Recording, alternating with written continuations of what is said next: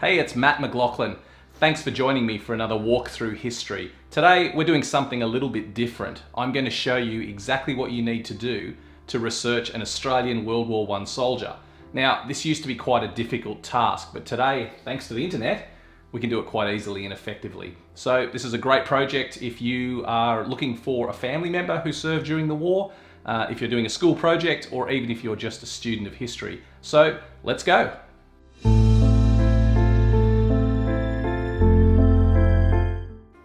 I'm going to do this video in two parts. Firstly, I'll go through all the websites and all the resources you can find online to help you research an Australian soldier. And then secondly, I'm going to do a live demonstration. I'll go through the whole process with you with the specific soldier that we're researching and show you exactly how it works.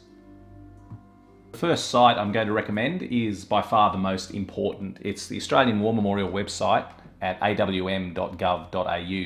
Now, this is not just a fantastic museum to visit, but it is by far the best resource for researching Australian soldiers, not just from the First World War, but from every war that Australians have served in.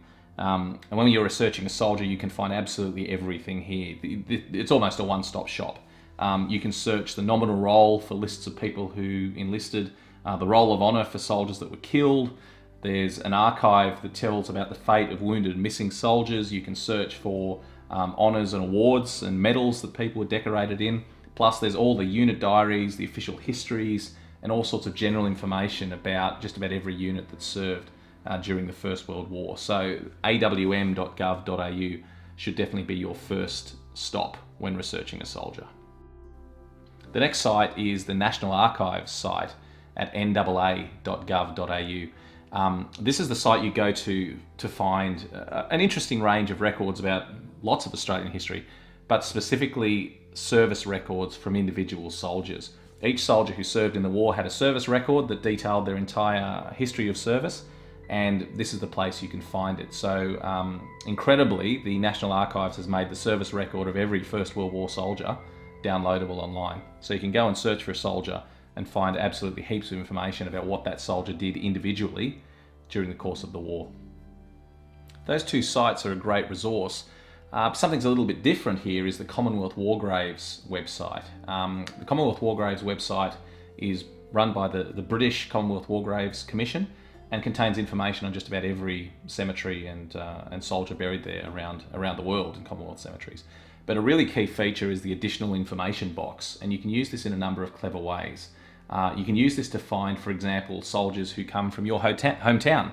You can use this to find a specific type of soldier buried in a cemetery, for example. So you could type in a given cemetery and then type in the word captain to find out all the captains that are buried in that cemetery, or all the sergeants.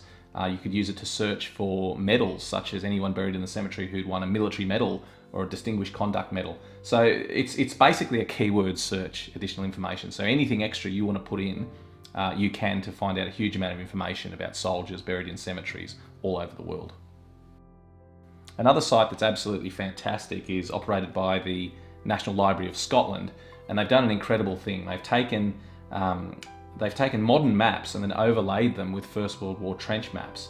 So what that means you can do is, this is incredibly useful in finding the site of a specific action. You can load up the area of France or Belgium you're wishing to explore, and then bring up a trench map to overlay the top of it. And then by zooming in and out and adjusting how opaque the trench map is, you can compare where the trenches were to where roads and rivers and features on the modern map currently are. And this is fantastic firstly for researching where units were at particular times during the war, but especially if you're tracing a soldier and have the dream that so many people do to actually walk in his footsteps on the battlefield. This enables you to find specific places where soldiers and units were at various times of the war and walk the ground where these trenches were. It's an absolutely incredible resource, and we should be very grateful to them that they've taken the time to upload it. The final site to mention, Google Maps. Always a really important tool when researching various parts of the battlefield. Google Maps is great for looking at the relationships between various towns that certain soldiers and units served at. But also, if you are planning a trip to the battlefields, which I thoroughly recommend that you do, this is an invaluable tool for planning exactly where to go and where to stay.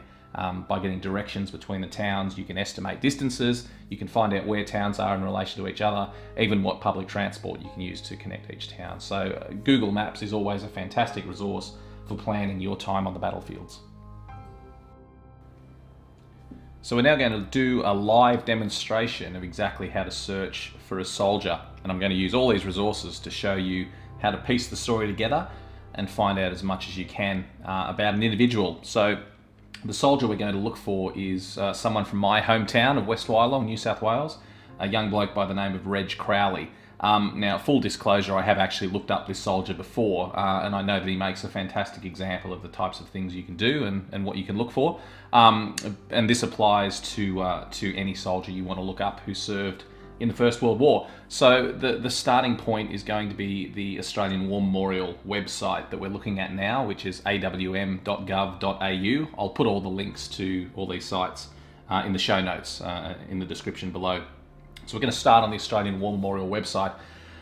The War Memorial has recently upgraded their website to this. I'm not really a fan, I have to say. Maybe it'll grow on me as I use it more, but I found the old site a bit more intuitive. This is probably a little bit more fancy looking, but I preferred the old site. I found it a bit easier to use. But here we are on the Australian War Memorial website. So let's assume that you have a relative or someone on a local war memorial that you want to find more information about, and all you have is a name for that person. You could come here to the Australian War Memorial website and simply type their name into this box. Again, I find that produces too much information. It gets a little bit confusing, so I like to do it in a more step-by-step process, but you may prefer to do it that way. But I'm going to show you how to do it more step-by-step. The two most important pieces of information we need is the surname of the soldier and his service number, which was the number he was allocated when he joined his battalion during the First World War. So we're going to begin with looking for those things. So let's assume the soldier we're looking for is Reg Crowley from West Wyalong. So the first thing we're going to do is we can click on People up here. And again, we can just type in the information and have it delivered to us. But I'm going to search step by step. So that it's a little bit more organised, the information we receive. So the first thing we want to look for is the nominal roll, which is down here. The nominal roll gives us information about the enlistment and the fate of 324,000 Australian soldiers who served during the First World War. So this is a really good starting point. So we click on that one. And now here's where we type the name in. So I'm just going to type in Reginald Crowley. See what comes up.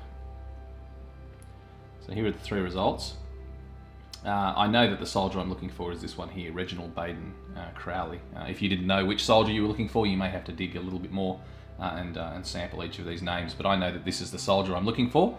Already just from this information, I have his service number now, which gives me a lot more information about him, and I'll show you what we can do with that later on. But we'll just click on this file to show you the nominal roll. So this is a list of all the soldiers who left Australia during the war. So if we just zoom in, we can see here Crowley, Reginald Baden Crowley. Here's the one we're looking for. So there's his service number, 26268. Private Crowley, Reginald Baden. He served in the 34th Battalion. He enlisted on the 22nd of the 5th, 1916. And this shows us the first really important piece of information, that he was killed in action on the 15th of April, 1918. So he served for about 2 years. So this gives us a lot of information already about the soldier that we're looking for. Other soldiers, for example, RTA that we see listed here is returned to Australia on the 26th of the 9th, 1917. DAW is died of wounds on the 6th of the 5th, 15. So you can see killed in action, died of wounds, returned to Australia, killed in action. So you can see the majority of soldiers made it home, but unfortunately many of them did not. So that's the first thing we want to do, is to look up the nominal roll on the Australian War Memorial website. Now that we've got our soldier's name and service number, we could actually find out quite a bit more information on the Australian War Memorial website. But I'm going to jump straight over now to a new site, the National Archives site. And we'll come back to the War Memorial to find out more about our soldier a little bit later on. So jump over to the National Archives website, which is naa.gov.au. And what this does is this is the repository for all service records for soldiers who served in the First World War.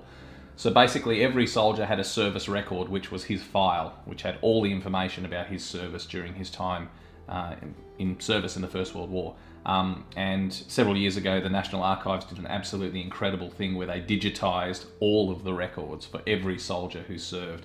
So this is your number one stop to find information about a specific soldier and what he did during the war. So what you can do here, right on the home page, it's got this search box here which says search collection, and right here you can type in the information. So Crowley, his number 26, it's listed as 2626A, but I know from my previous search that it's actually listed as under 2626. Hit the search button and you get this record comes up. So this is our soldier, Crowley RB, and his service number 2626, and here, so this is basic information about him and about the file, but this is the important part over here on the right, view digital copy. So if you click on that, it takes you through, I'll enlarge this window, it takes us through to the full service record for this soldier, Reg Crowley. So it's a 75-page document, so there's quite a lot there. A fair amount of this will be basic admin stuff, which won't be too relevant to your search. It is a little bit hard to decipher this information, both in terms of reading the old-fashioned handwriting, but also understanding the military jargon and what was actually going on. But persevere with it and feel free to ask questions, maybe jump online and talk to people on forums, or certainly send me an email if you want to, and I can help you decipher it, because it is certainly some interesting stuff here. So I'm going to go through a few pages of the service record here to show you what sort of information you can find. The pages tend to be out of order as well, so I might jump around a little bit, but I'll highlight the main points that are what you can get from these documents. And this tells us more about individual soldiers than any other document you will find.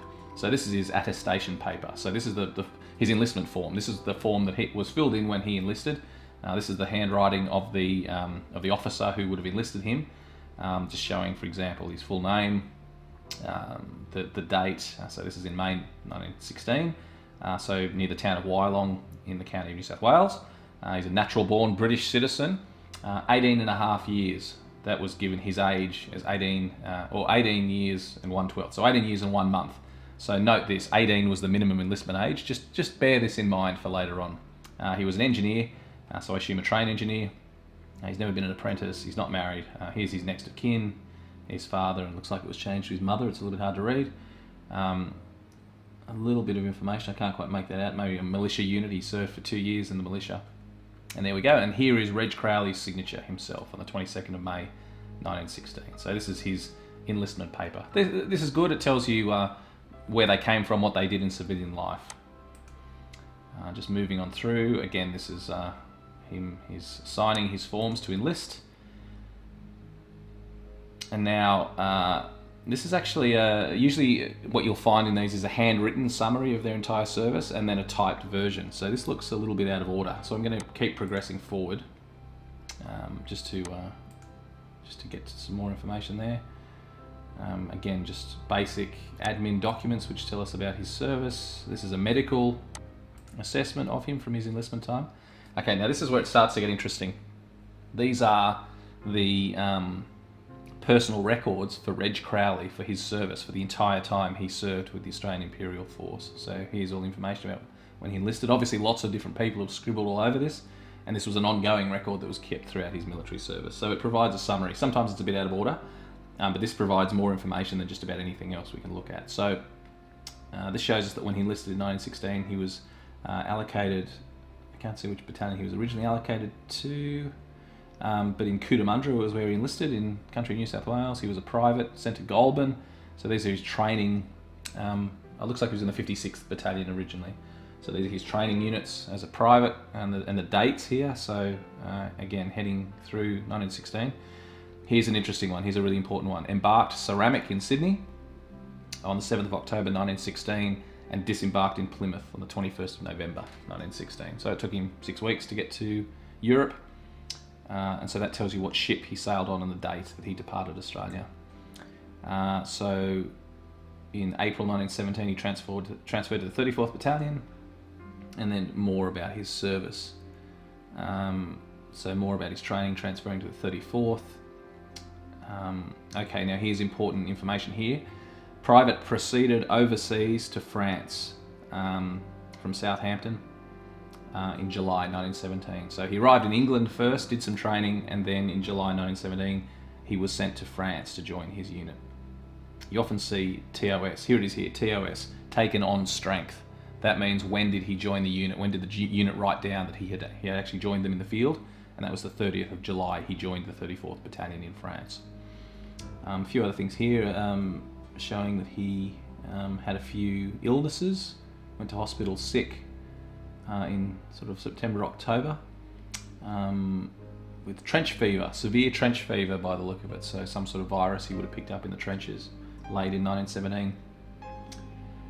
He was actually sent back to England. He was so sick he was sent to Birmingham to be treated in hospital, and then sent back to France at the start of 1918. Rejoined his battalion on the 19th of the 3rd, and then here we have killed in action on the 4/5, so the night of April 4, leading into the early hours of April 5, 1918. So unfortunately that's when he was killed in action. Something that I should say about these service records is it's often what they don't say that is just as important as what they do say, because the service records record incidences that happened, so things that occurred to the soldier during his service. So if he was wounded, if he was killed, if he was sent to hospital sick, if he received a medal, if he received a promotion, if he was absent without leave, really the things that happened to the soldier during his period of service. What that means is if you have a soldier who doesn't have much listed in this form, it means that nothing much actually happened to him during the time. But that doesn't mean that he wasn't doing anything. What it means is during that time, he was just serving as a good soldier with his unit. So if you see large gaps of time where there's no mention of anything going on in the service record, you can assume that for that period of time, your relative or the soldier you were looking up was serving with his unit wherever that unit was serving. So at that time, he would have been serving with the unit and fighting in every battle that unit fought in.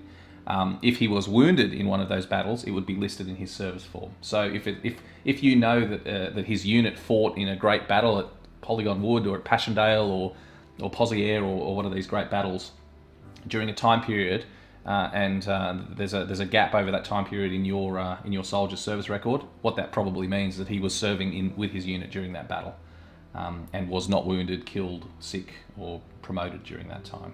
So that's an important thing to remember. So we've now got some really good information. We know the date that he was killed. We know the dates that he arrived in the battlefield. We know where he was allocated, which unit. So we'll keep going on here. We've really got quite a bit of information now about him that we can use to look for other things. These are just copies of his enlistment papers. So we can really, here's a physical description, which is quite interesting to tell us that he was 5 feet 4 and 3/4 inches tall, weighed 116 pounds. His chest measurement, complexion medium, eyes blue, hair brown, and no scars or tattoos, which would be listed in distinctive marks, which is relatively common at this time. You'd be surprised the number of people have scars and tattoos on them. Again, just a further summary of his service. We already have a good amount of information. This is all can be quite interesting. Often there can be letters from the family in here as well, particularly if a soldier was killed, asking for more information. Here's some information about a suggestion about how he might have been killed, but we're going to look into that in a little bit more detail in some other documents. So again, a summary of all his service can be quite difficult to work out. The thing about all this as well is you want to be writing it down. If you find out he enlisted, you always want to have a pen and paper next to you to note down these important dates and important information, so you can use those to look look in other areas for more information. This is the graves units after people were killed, after men were killed during the war. After the war, sent the family a photograph of their grave. So this is information about for the form, so that they can send a photograph. And unfortunately, Reg Crowley, his body was never identified, so he's listed on the Villers-Bretonneux Memorial, along with about 11,000 other Australians. So more information here. This is information about the war medals that he received after the war, and it just goes on. So I'm just really skipping through here. A lot of it's admin stuff. This seems to be change of address, just from his next of kin. The memorial scroll, which commemorated him after the war. So this is all, obviously this would be very interesting if you were a relative. So this is something that is very moving and important that I discovered in this record. This is a note, I think from his mother. No, it's from his brother John, Crowley, who also served, just inquiring about particulars. Written in 1920, just after information, asking, has his body been identified? I haven't received any information about where he is buried, or a location of a grave. So could you please let me know if his body has been found? And this is the really touching part. His father was killed in the same battalion, the 34th, at Passchendaele. John Crowley, Private John Crowley. So would you please also furnish me with the location of his grave as well? So both father and son killed, which is really tragic. John the father killed in 1917, and then Reg, his son, killed in 1918. Really tragic. And this is a document detailing when the effects, his personal effects, were returned to the family. So any items he'd left behind in his backpack at his billet before he went into battle would be packaged up and shipped back to the family. So I won't go through more of this. There's basically a lot of admin stuff, but we've gotten some really fantastic information there about the soldier. So we know now more about his family history. We know that tragedy that his father was killed at Passchendaele the year before. We know the unit that he served in. We know the dates that he sailed from Australia. We know the date that he was killed. We know where he was killed, and a whole heap of information. So what we can now do is we can take that information, we have that raw information, and we can start to drill down using some other resources to paint a much broader picture of this soldier during the First World War. Now that we have that information about our soldier, about what he did during his career in the military and where he was killed or wounded, his service number, we can now start to dig deeper to paint a bigger picture of what he actually got up to. And the best place to do that is back at the Australian War Memorial website. So we've come back here to awm.gov.au. We're going to click on the people link again. As before, we could just type his information here and find out what they've got, but there's a few other places we can search. The Roll of Honour details where he was killed and where he now lies. So why don't we search for that quickly to see what comes up here. So Crowley, the surname again, and the service number is the important parts here to get that information.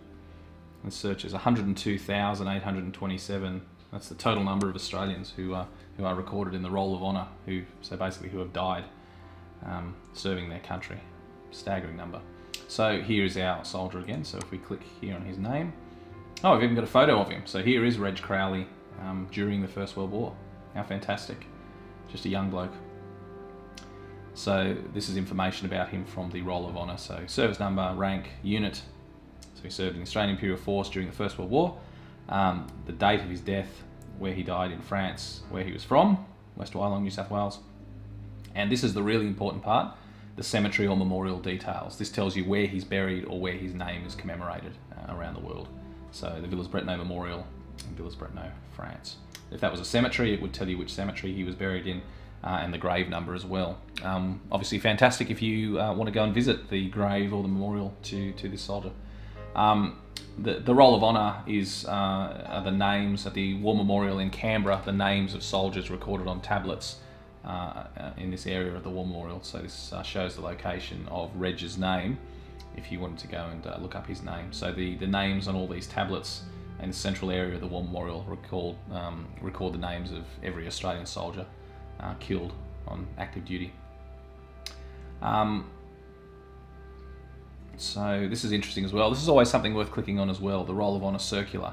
This was a form that the families were sent after the war and where they recorded information about the soldier, just on 1 or 2 pages. So this is always quite interesting. So it tells you who filled the form in. So here's the summary. So this was filled in by his brother, Mr. J.N. Crowley. And this is often a neat little summary. So here's his name again, 34th Battalion, his service number. So he was chiefly connected with West Wyalong in New South Wales. His birthplace was West Wyalong, date of death, April 1918, and that was at Villers-Bretonneux. So this says here he was a student. Now this is the interesting thing. I mentioned when we looked at his service record, his age, when he listed his age as 18 years of age in 1916.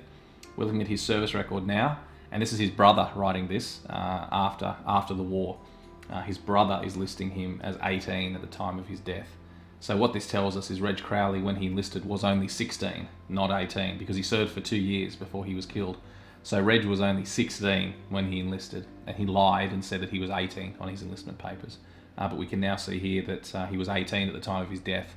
So after 2 years of service, he must have only been 16 when he enlisted, which is a really interesting piece of information straight away. So where he went to school, what was his training, electrical student, not applicable. He was born in Australia. Had he ever served in the military? Can't quite make that out. So he did. We know he trainee of Australian Corps. I'm not sure. I can't make that out. But he did have some military service, as many men did. Here we go. Any other biographical details likely to be of interest to the historian of the AIF or his regiment? He enlisted at 16 and a half years of age. So again, quite common for these young people to enlist and lie about their age. Was he connected with any other member of the AIF? Now, if you see this blank, that's good news for the family, but often, far too often, we see these details filled in. So basically they're asking, was he associated with any other member of the AIF who died or who distinguished himself? And so what we can see here is his father. As we already knew, his father was killed at Passchendaele in 1917. His brother, okay, and so two of his brothers, Oswald James and J.N. Crowley, which is John Nicholas Crowley, who's writing this form, both served during the war. So Oswald served in the 18th Battalion, and John Jr., the person filling in this form, served with the 1st Regiment King Edward's Horse in the Imperial Army. So he served with the British in the army. Wow, so 3 brothers and the father served. I actually also know that from other records, his father, John's father, so Reg's uncle, Matthew, also served, and he was killed at Gallipoli. So 5 boys from this family served in the war, and 3 of them died. So quite a high price paid by the Crowley family. And here's the information about John. That's always a good place to go. The circular. So just going back. So this is the Roll of Honour page, and just down here at the bottom, the Roll of Honour circular is always a very good document to click on to find out some more information that might not be readily apparent in other sources. The reason that is it was written by the family after the war. So there's a picture of young Reg, only 16 at the time of his enlistment and 18 when he was killed.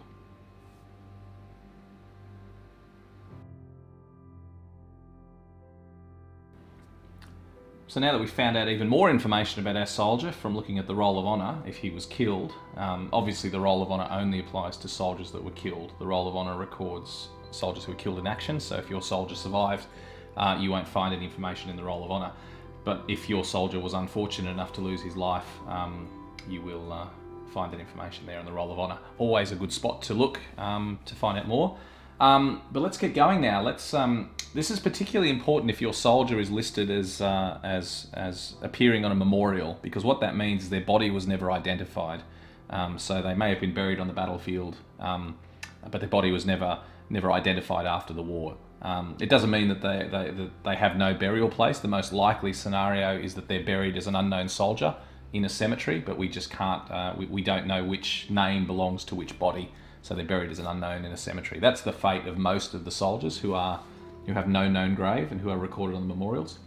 But there's a fantastic resource we can use to find out a little bit more about soldiers whose bodies were never uncovered, were never recovered. So if we click on people again, we want to go down now to the Australian Red Cross Wounded and Missing files. So there's 31,000 names in this database of soldiers who were killed and whose bodies were never recovered. And the reason this exists is because the military would be contacted by the families to say, we don't know what happened to our son, we know that he was killed, but there's no record about what happened to his body, can you please find out for us? So what they would do is many months after the soldier had been reported missing, they would speak to people from his unit and say, were you there when he went missing, when he was killed? Do you know what happened to him?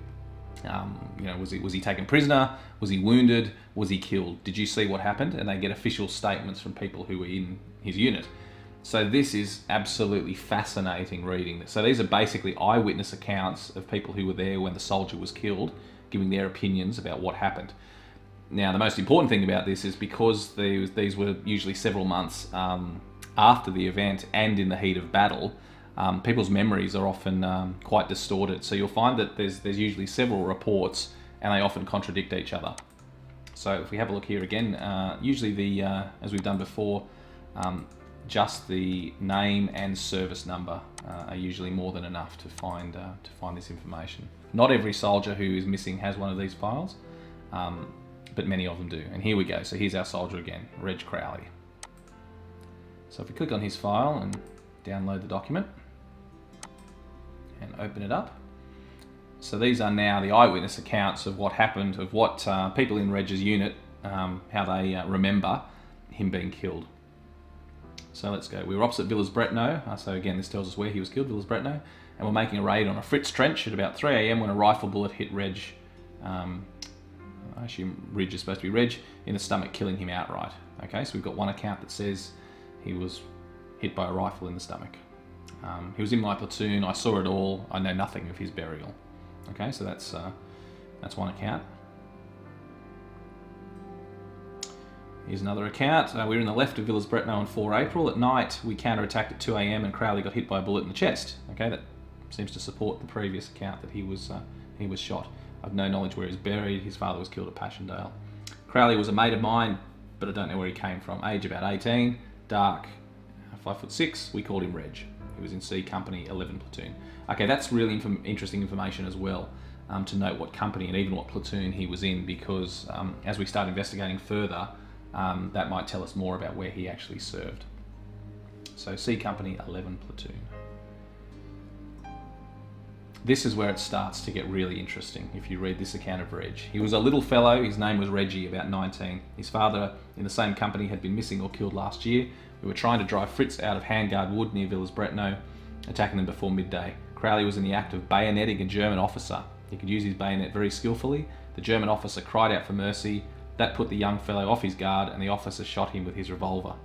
I was just a yard or two off. Crowley was shot clean dead. There were 2 bullets in the stomach.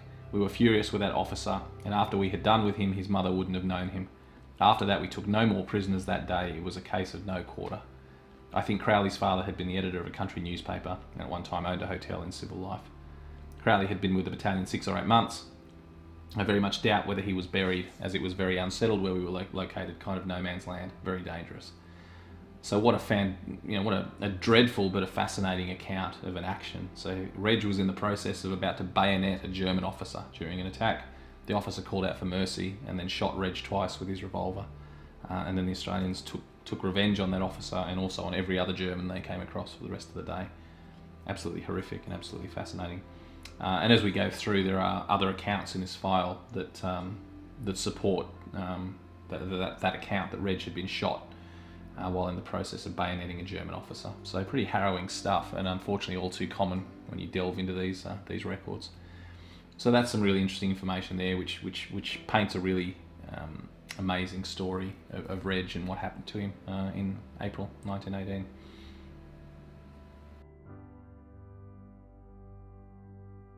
Now that we've found out a lot about our soldier and what he got up to during his time in the First World War, what we can now do is take that information and marry it up with the information about what his unit was doing, what the battalion he served with was doing at the time, because that will tell us more about what he was doing as part of that battalion and where he was killed or wounded, or what was happening at a specific time. So because this soldier was killed, we want to try and find out a little bit more about where he was and where his unit was at the time that he was killed. So that's what we're going to look up now. I should add as well, this is going to seem a little bit counterintuitive, but if the soldier you're researching was killed, in many ways it's actually easier to do the research, because if a soldier served throughout the war and then came home after the war, it's often difficult to pinpoint specific locations where he may have been at certain times. But with a soldier who was killed, obviously there's a very specific moment where he was in a spot where he was killed. So that in many ways can actually be easier to research and can give you a focal point for the research, obviously finding out where a soldier was killed or what he was doing when he was killed.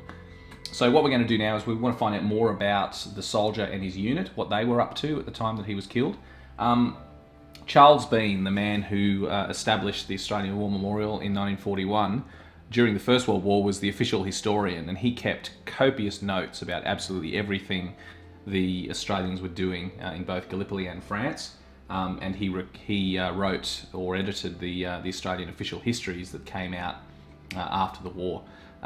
These are a fantastic resource. They've always been difficult to come across. They're big, thick, hardcover books. They've been difficult to find and quite expensive. Lots of libraries have them, but once again, the Australian War Memorial has done a wonderful thing and has digitised every page of those official histories.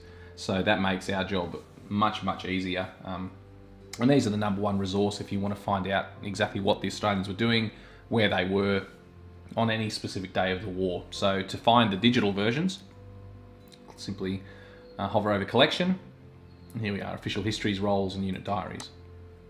So here we are, the official histories. There's a bit of information about the official histories, and here are the First World War. To save a little bit of time, I've already been through this to identify the important parts, so we'll skip straight to those, but this shows you how you find what you're looking for. So we want the official history of Australia in the War of 1914 to 1918. And here are all the volumes. There's 12 volumes in the series. It's volumes 1 to 6, the most relevant for study of Gallipoli and the Western Front, and each one is a different part of the story. So volume 5 is the one that deals with this time period. So there'll be a little bit of time and trial and error perhaps here to find out exactly what you're looking for. But we know that volume 5 deals with the Australian actions in that early part of 1918. So we click on volume 5. One thing that's always good once you get to a specific volume is if you're looking for a soldier or a specific place. I mean, these are all the chapters in the book. It can be quite difficult to wade through it all, but the index is here as well. So we know that Reg Crowley was, several references were made to Villers-Bretonneux and Handguard Wood, where he was killed. So we could search for those in the index, and then that would tell us which chapter we need to look in. But once again, I have one I prepared earlier. I've already been through this and know that the information that we want is in this chapter here about the Battle of First Villers-Bretonneux. So again, just a little bit of research you might have to do, a little bit of digging through the index to find out exactly what battle you're looking for and what time period.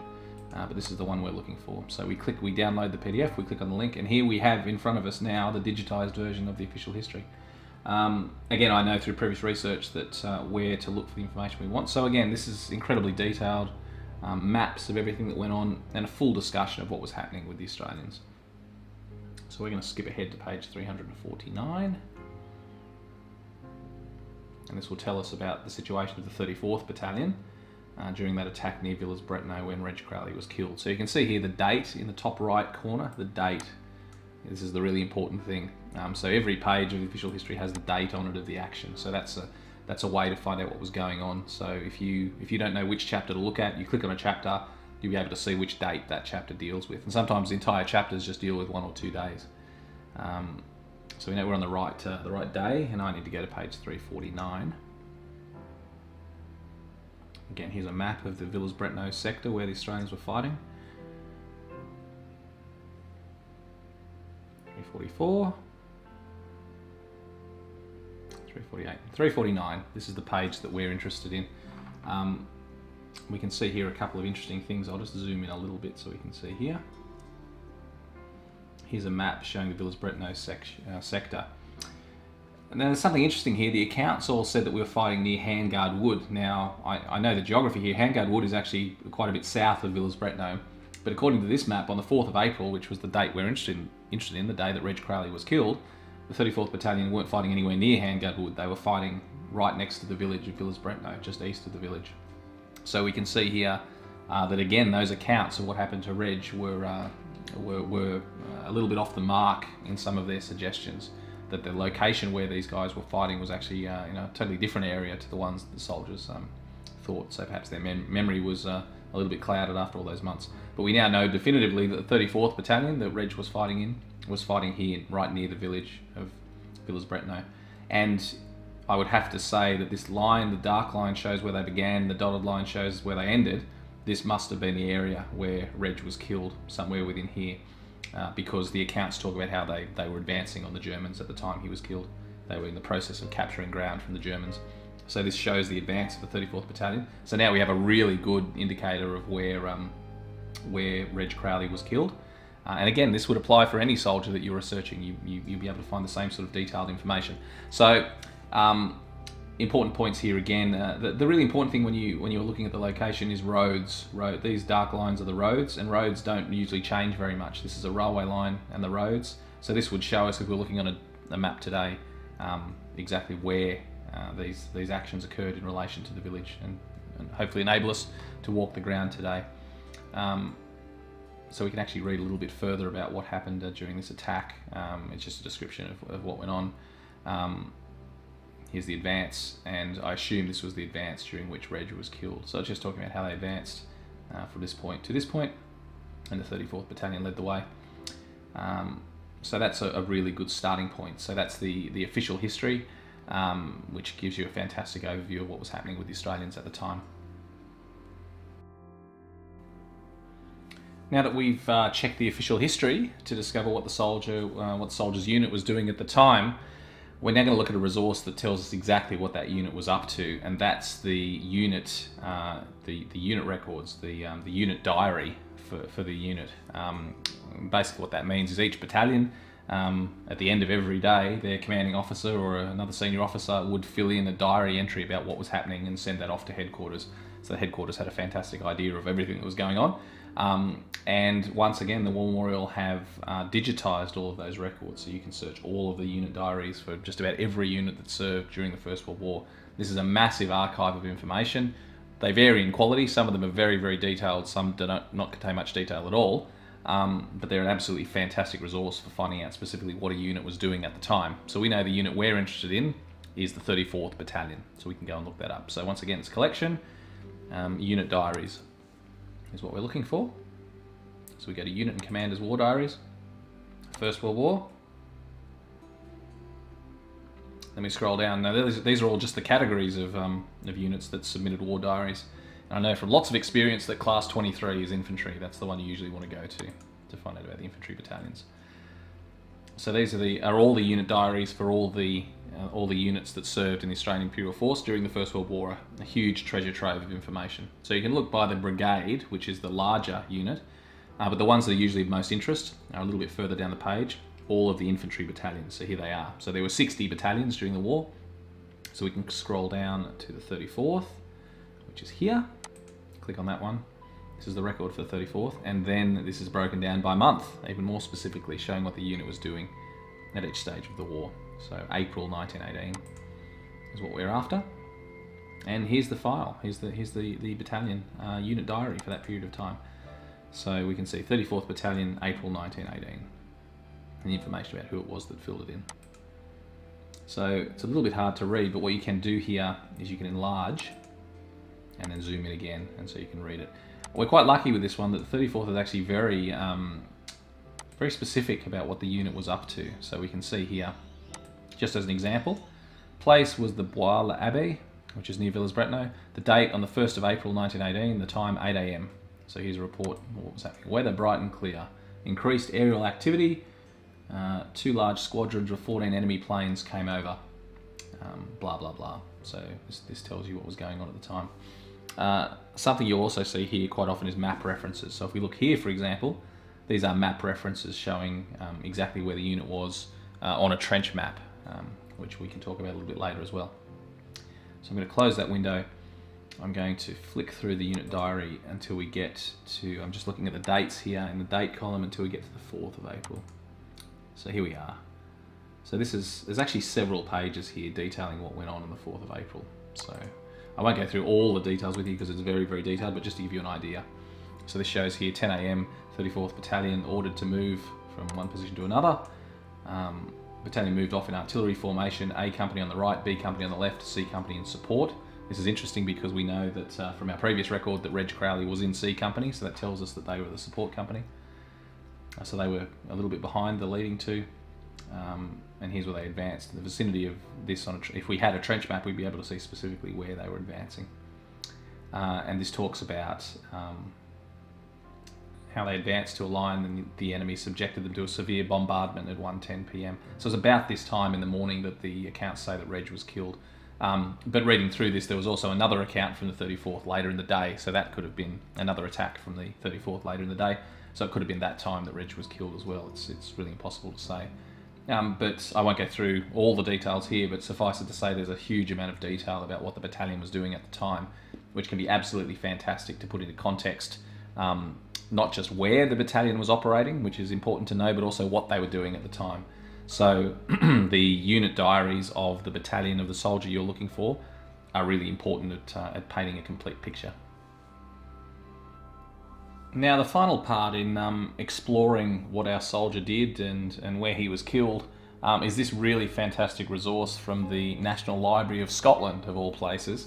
They've taken basically modern maps and then they've overlaid them with trench maps. And what you can do is you can then use that to determine what was there during the war and what is there now. So basically, when you load it up, so this is the site now. So I'll put the link to the specific site in the show notes. But it's the National Library of Scotland trench maps. And so basically, you find the the part of the battlefield that you're looking for, and with a little bit of a trial and error. Over here, you find which trench map you're looking for. So it starts like this with a modern map. You select in this part, find the part of the battlefield that you're interested in. So here's Villers-Bretonneux, we can see here in the centre of the screen. So we select World War I trench maps, and I know through a little bit of trial and error that the trench map I want to turn on is 62 Southeast. This one here. Now this trench map was drawn in June 1918, so this was later than the attack, but it shows us where the German trenches were at the time that were attacked by the 34th Battalion in that action during which Reg Crowley was killed. So what we can do, so I've zoomed in here on Villers-Bretonneux. You remember from the accounts that we read in the official history and the unit diaries that this was the area where the attack occurred. And if I had to guess, we know that they attacked a German position which was quite strong, machine gun position, and Reg Crowley was killed attacking a German trench. If I had to guess, I'd say this red line here was the trench that they attacked between the railway line and the road up here. This was the area east of the village where they attacked. So my best guess, I think, is probably as specifically as we could get, we would say that this was probably the trench where Reg Crowley was killed in that advance. And the wonderful thing about this site, what we can do is using this slider here, the transparency of overlay slider, is we can turn the trench map off so that we can see the modern map, turn the trench map all the way on so that we can see the trench map, or find somewhere in the middle. And I find this is an absolutely fantastic resource for determining what's there today. And obviously if you want to visit the battlefield and walk the ground where this soldier was killed, this is a fantastic resource. So if we say that the red trench here was our best guess as to where he was killed, let's zoom out so that we can see both. So you can see there's the red trench overlaid over the modern map. So the roads are all still the same. There's still a railway line there. Is this road still here? This road may be gone. Yeah, so that road no longer exists. You can see there's a road through here, running through that area that was there in 1918. And as we zoom out, we can see it doesn't really exist anymore. It comes through here. And then we can see a fade outline of it in the field. There seems to be another line there of another road. But it doesn't really exist anymore.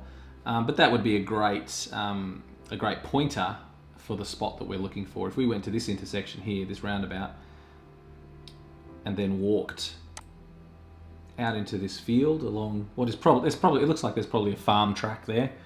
If we walk that distance to where it takes a little bit of a bend to the left, and then we look into that field, that's where the German trench was. So really anywhere in this field, that's the area where Reg Crowley was killed.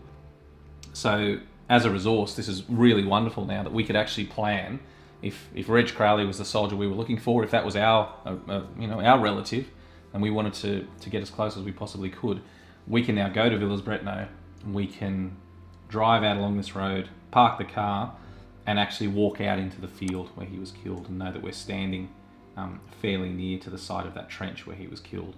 So obviously a wonderful experience to be able to get that close to everything that went on, and really the completion of our journey in the footsteps of Reg Crowley, standing on the spot. And we could stand in that field where Reg Crowley lost his life in that terrible incident where he was shot by the German officer. So I mean, it's really moving. I feel really moved to be even looking at this spot on this map to know what went on there. So I imagine it would be even more moving to walk out into that field. So definitely next time I'm at Villers-Bretonneux, after having done this research today, I'm going to take the opportunity to walk out to that field where Reg was killed and pay my respects. And I hope that you have the opportunity to do the same thing with a relative or a soldier that you would like to research. So that's how you go about researching a World War I soldier. There's a lot of fantastic resources out there on the web, so I hope you can get out there and do some research yourself. Thanks for joining me, and I'll see you again soon.